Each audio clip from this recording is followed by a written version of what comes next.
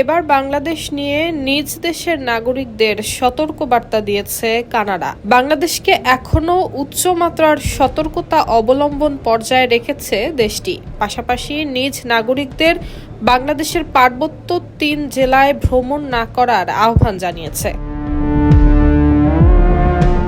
Canada সরকারের ভ্রমণ বিষয়ক ওয়েবসাইটে গত ১০ আগস্ট প্রকাশিত এক নির্দেশনায় বাংলাদেশের রাজনৈতিক উত্তেজনা, বিচারিক কার্যক্রম এবং রাজনৈতিক সমাবেশকে ঘিরে যেকোনো সময় বিক্ষোভ, সংঘর্ষ এবং জন অস্থিরতার আশঙ্কার কথা জানানো হয়েছে।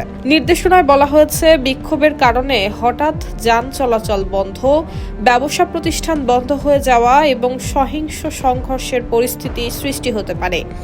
এ কারণে বড় ধরনের জমায়েত এবং বিক্ষোভ এড়িয়ে চলার পাশাপাশি স্থানীয় কর্তৃপক্ষের নির্দেশনা মেনে চলতে কানাডীয় নাগরিকদের পরামর্শ দেওয়া হয়েছে। তিব্বত লাক্সারি সো, বাংলাদেশের রূপ।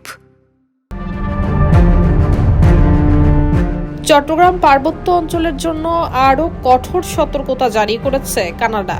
অঞ্চলটিতে সব ধরনের ভ্রমণ এড়িয়ে চলার পরামর্শ বহাল রয়েছে। সেখানে রাজনৈতিক সহিংসতা, অপহরণ এবং সংঘর্ষের ঝুঁকির কথাও উল্লেখ করা হয়েছে।